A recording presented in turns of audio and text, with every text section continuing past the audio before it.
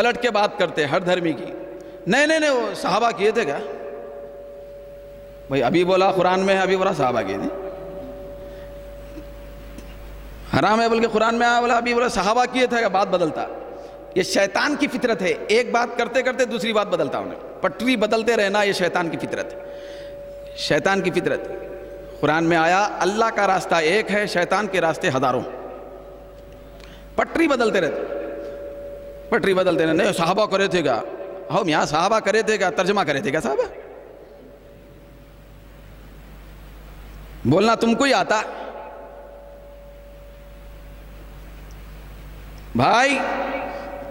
جہاں شیطان کے بندوں کے منہ میں زبان ہے, وہیں پہ رحمان کے بندوں کے منہ میں بھی باکبان زبان ہے. ہمارا ہر عقیدہ, ہمارا ہر عمل یہ عین قرآن حدیث کے مطابق. یہ نفرت کا ماحول بعد میں پیدا کیا جا رہا ہے, یہ شیطانی سازش ہے. تو دوستو میں روایتیں آپ کے سامنے بیان کر دیا کہ وسیلہ اختیار کرنا ہے. تو بولے صحابہ کیے تھے گا, تو آپ نالج اپنے اندر پیدا کریں. یہ پروگرام کا مقصد یہی ہے کہ آپ خود اپنے محلے کے شیطانوں سے نمٹ لیں, کسی کو آنے کی ضرورت نہ پڑے. بار بار میں نہیں آ سکتا, تو آپ خود نمٹ لیں. آپ اس سے پوچھیں, آپ معترض بنیں, آپ اعتراض کریں, وہ کرنے سے پہلے آپ کریں. قرآن بتا رہا ترجمہ لا کے, تو بتا رہا صحابہ کرے تھے کیا ترجمہ؟ پہلے بتا. ایسا قرآن چھاپے تھے صحابہ؟ صحابہ کے زمانے میں, یہ تو اپنے اپنے محلے کی مسجدیں ہیں نا, صحابہ کے زمانے میں مسجد نبوی, مسجد حرام کو بھی میناراں تھے. کرو نا اعتراض جا کے. عجیب بات ہو گئی. یاد رکھو ہم جو عمل کرتے نا, ہمارا عمل شریعت کے مطابق بھی ہے, فطرت کے موافق بھی ہے. وہ کیسا معلوم ہوا؟ میں تو نہیں دیکھا بھائی, لیکن لوگوں نے, مصدقہ لوگوں نے مجھے بتایا. پرسوں ایک عبداللہ مرا, اس کو شاہ عبداللہ بولتے تھے نا, شاہ عبداللہ. یہ بھی عجیب بدعت اور شرک ہے. شاہ فیصل, شاہ فہد, شاہ عبداللہ. مسجد کے ممبر پہ کھڑے رہ کے بولتا ہے اللہ کے علاوہ کوئی حاکم نہیں. ہم اگر بولیں شاہ است حسین, حسین بادشاہ ہے, تو شرک کا فتویٰ جاری ہوتا ممبر پر سے. زندگی بھر شاہ فیصل, شاہ فہد, شاہ عبداللہ بولتے رہے. تو میں اسی لیے عرض کر رہا تھا, یہ پیدائشی مشرک ہے یہ لوگ. ہم شاہ است حسین کہیں, حسین کو بادشاہ کہیں, تو تمہارے تیور بدل جاتے, شرک کا خلم چل پڑتا. تم شاہ فہد کہنا جائز کیسے ہوا؟ شاہ عبداللہ کیسے کہے؟ ملک فیصل کیسے بولتے؟ ان لوگوں کے دور میں اللہ کی حاکمیت کہاں گئی؟ کیا اللہ بادشاہ نہیں ہے؟ جب شاہ فیصل, جو سمجھ میں آؤ بولنا, یہاں شرک نہیں ہو رہا. وہ جو وہاں نسبت کے اعتبار سے بھی میں اس سے پہلے عرض کیا تھا, بارکس کی طرف مسجد دیکھے جا کے کوئی, مسجد بن باز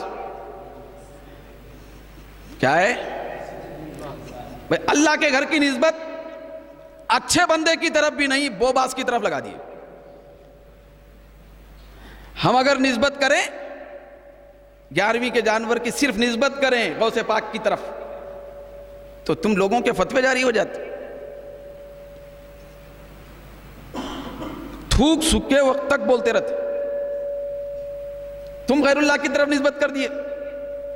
پھر ایک بات ہے, مسجد میں الحمدللہ قابل مبارکباد ہے ہمارے امام صاحب, دیگر انتظامی کمیٹی سب, کہ خلفائے راشدین کے نام ہے نا, ہیں خلفائے راشدین کے نام. تو آپ سنیں کبھی کہ مسجد میں اللہ کے گھر میں خلفائے بندوں کے نام نہیں لکھنا میاں؟ یہ بھی ایک شرک ہے بولے لوگ. خلفائے راشدین کے نام لکھنا شرک ہے. میں وہاں پہنچا حرم میں ادھر, تو وہاں پہ باب عبدالعزیز لکھا ہوا ہے. باب عبدالعزیز اللہ کا نام ہے. پورا دروازہ شرک والا. یعنی مسجد حرام میں مسجد نبوی میں داخل ہوتے وقت ہی شرک کرتے اندر جانا ہے. باپ کی جاگیر ہے, کون دیے تم کو حق اللہ کے گھر میں اپنا حق جتانے کا؟ تو یہ پورے کے پورے لوگ خلاف اسلام, خلاف شریعت, خلاف فطرت لوگ ہیں. ہمارا کام, ہمارا عمل یہ عین شریعت کے مطابق ہے اور فطرت کے موافق ہے. وہ کیسے عبداللہ مرا بڑی سادگی سے جنازہ نکلا بول کے بولے لوگ, مگر آگے جا کے تم لوگ وہی کرے جو ہم کرتے ہیں. خبر کے اطراف بیٹھ کے قرآن پڑھ رہے ہیں بھائی, اللہ کا کلام پڑھ رہے ہیں خبر کے اطراف میں. بھائی ہم اگر غوث اعظم کے روضے پر حاضر ہوئے, خواجہ اجمیر کی بارگاہ میں حاضر ہوئے, تو اللہ کا کلام پڑھے اور ذکر کرے تو شرک ہو جاتا. تم شاہ عبداللہ کی قبر کے اطراف میں جمع ہو کے ٹڈوں کی طرح جو ہے, مکھیوں کی طرح, جہاں سے کچھ تم کو ملنے والا نہیں ہے, ہاتھاں اٹھا کے بھی ٹھہرے اور قرآن کی تلاوت کرنے لگے. واہ واہ, کتنا اچھا شرک ہے بھائی, کیسی توحید ہے. تو یہ لوگ ایسے ہیں جو اپنی بولی ہوئی باتوں میں اپنا جنازہ تیار کرتے, اپنا جنازہ تیار کرنے والے لوگ ہیں. یہی شاہ عبداللہ صاحب پورے چیزوں فیس بک پہ ڈالے تھے. جب حضور کے روضے انور کے پاس معاجے شریف کے سامنے سے گزر رہے تھے تو وہاں کھڑے ہو کر ہاتھ اٹھا کر انہوں نے مصطفیٰ سے خیرات مانگی تھی. جب عرب کے حالات صحیح نہیں تھے, عوام بگڑ رہی تھی, زوال پذیر ہو رہی تھی, تو وہ کعبے میں جا کر شاہ عبداللہ کعبے کا غلاف پکڑ کر اللہ سے دعا نہیں کیا, مصطفیٰ کے قدموں میں کھڑے ہو کر ہاتھ اٹھا کر دعا کیا تھا, تو اس کی حکومت بچ گئی تھی. دوستو, ہم یہ جو اللہ کے رسول کے قدموں سے وابستہ ہوتے ہیں, اولیاء کی بارگاہوں سے وابستہ ہوتے ہیں, یہ شریعت کے مطابق بھی ہے اور شریعت کے مطابقت کے ساتھ فطرت کے بھی مطابق ہے. یہ اس کو کون لے گئی؟ کون سی چیز گنبد خضرا کے سامنے, سرکار کے معاجے شریف کے سامنے ہاتھ اٹھانے پر وہ توے ہر ایک کو روکتے رہتے, پلٹ جاؤ, ادھر نہیں, شرک ہو جاتا, کعبے کی طرف رخ کرو, ادھر پیٹ کرو. شاہ عبداللہ کو نہیں روکے. ایک بکرا سامنے آتے جا رہا تھا تاکہ لوگوں کو دکھائی نہ دے. آپ لوگ دیکھیں اس کو, تصویر کو, کیسا شرک ہو رہا تھا, کیسا شرک ختم کیا جا رہا تھا. کیسی نام نہاد بناوٹی اور انتہائی تصنع والی توحید کا پرچار ہو رہا تھا کہ ہاتھ اٹھا کے کھڑا ہوا ہے. ہاتھ کس لیے اٹھایا؟ وہاں حضور کی بارگاہ میں ہاتھ اس نے کیوں اٹھایا؟ قبلے کو پیٹ کر کے سرکار کے روضے کی طرف اس نے چہرہ کس چیز نے کروایا؟ وہ انسانی فطرت نے کروایا, وہ انسانی فطرت نے کروایا. ارے نادانوں, مجبوری میں جھکنے پر مجبور ہونے والوں, پہلے سے ہی مسروری میں جھکا کرو, مسروری میں جھکا کرو. بھئی آج نہیں تو قیامت میں بھی وسیلے کے ساتھ تم کو جانا ہے. وسیلے کے بغیر چارہ نہیں ہے, وسیلے کے بغیر چارہ نہیں ہے. شفاعت مصطفیٰ سے ہی بخشش ہونے والی ہے. تو آج کی دنیا میں سدھر جاؤ. کیوں قرآن حدیث کا نام بدنام کرتے ہو؟ کیوں بدنام کرتے ہو؟ تو چنانچہ دوستو, کل کوئی آیت پڑھ کے بولے گا سورہ فاتحہ میں آیا میاں, رات میں بہت بولے سورہ فاتحہ میں آیا, کیا آیا؟ ارے وہی ہر رکعت میں پڑھتے تھے, کیا آیا؟ ایاک نعبد و ایاک نستعین آیا. ایاک نعبد و ایاک نستعین, ہم تیری ہی عبادت کرتے ہیں اور تجھی سے مدد مانگتے ہیں. تو دیکھو اللہ سے ہی مدد مانگتے ہیں, قرآن میں آیا. تو اللہ ہی سے مدد مانگنا چاہیے, دوسروں سے مدد نہیں. قرآن میں آ گیا بابا, وہی اسی قرآن میں آیا یا ایھا الذین آمنوا استعینوا بالصبر والصلاۃ, کہ اے ایمان والو نماز سے اور صبر سے مدد مانگو. بھئی اسی قرآن میں آیا اعینونی بقوۃ, میری مدد کرو قوت کے ساتھ. اسی قرآن میں آیا حضرت عیسیٰ علیہ السلام. آپ سے پوچھنا چاہتا ہوں, نبی شرک کر سکتے؟ معاذ اللہ, شرک کر سکتے؟ اللہ تعالیٰ نے قرآن مجید میں حضرت عیسیٰ علیہ السلام کے بارے میں فرمایا. حضرت عیسیٰ علیہ السلام نے لوگوں سے فرمایا تھا من انصاری اللہ، اللہ کی بارگاہ میں میرے مددگار تم میں سے کون ہیں؟ تو حواریین نے کہا تھا نحن انصار اللہ، ہم اللہ کے مددگار ہیں. کیا ہے بھئی؟ اللہ کے دین کے ہم مددگار ہیں. اور نازک مسئلہ قرآن میں یہ بھی بیان کیا گیا، جبکہ اللہ تعالیٰ کسی بندے کی مدد کا ضرورت مند نہیں ہے، لیکن لوگوں کو مدد کی اہمیت سمجھانے کے لیے، وسیلے کا ایک مقصد سمجھانے کے لیے، وسیلے کی برکت سمجھانے کے لیے اللہ رب العزت نے قرآن مجید میں فرمایا ان تنصروا اللہ ینصرکم، اگر تم اللہ کی مدد کریں گے تو اللہ تمہاری مدد کرے گا.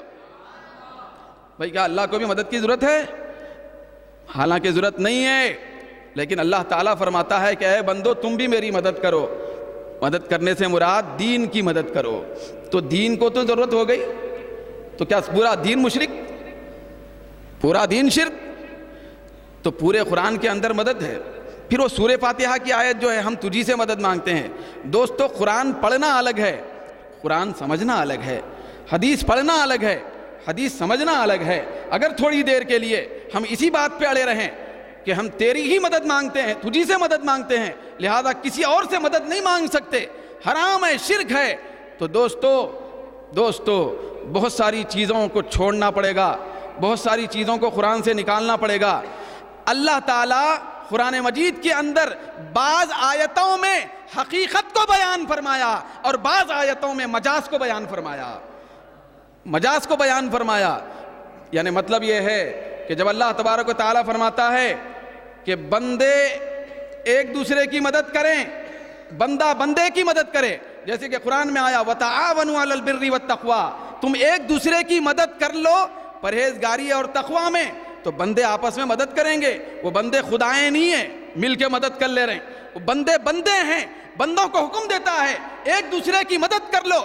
بندے کی مدد کرنا شرک ہوتا تو یہ آیت ہی نہیں آتی تھی. تو یہ جو تعاونوا علی البر والتقویٰ کی بات ہے، بندوں کی مدد کرنے کی جہاں تک بات ہے، یہ مجاز ہے، کیونکہ ایک بندہ اللہ ہی کی عطا سے دوسرے بندے کی مدد کرتا ہے. اور جہاں اللہ نے فرمایا ایاک نستعین، ہم تجھی سے مدد مانگتے ہیں، یہ تلقین بندوں کو کی گئی، تو اس سے مراد ہے حقیقت میں مددگار خدا ہے. یہاں حقیقت کی بات ہے، وہاں مجاز کی بات ہے. سارا قرآن اسی کے درمیان میں موجود ہے. چنانچہ اللہ تبارک و تعالیٰ فرماتا ہے انہ هو السمیع البصیر، بے شک وہی سننے والا ہے، وہی دیکھنے والا ہے. خدا ہی سننے والا ہے، خدا ہی دیکھنے والا ہے. تو کیا پورے انسان بہرے ہیں، پورے انسان اندھے ہیں؟ جہاں قرآن میں یہ بیان کیا گیا وہی سننے والا ہے، وہی دیکھنے والا ہے، اسی قرآن میں آیا ہم نے انسان کو سننے والا اور دیکھنے والا بنایا ہے. تو جہاں انسان کو دیکھنے والا کہا گیا، جہاں انسان کو سننے والا کہا گیا، وہ مجاز ہے. جہاں وہی سننے والا کہا گیا اور خدا کے لیے ہی بیان کیا گیا وہی دیکھنے والا ہے، وہ حقیقت ہے. تو یہ حقیقت مجاز کے انداز میں قرآن مجید کی آیتیں بھری پڑی ہیں. تو دوستو ایسے نادان لوگ ہیں جہاں حقیقت کی بات ہوتی ہے وہاں مجاز کو لا کے فٹ کر دیتے ہیں، جہاں مجاز کی بات ہوتی ہے وہاں حقیقت کے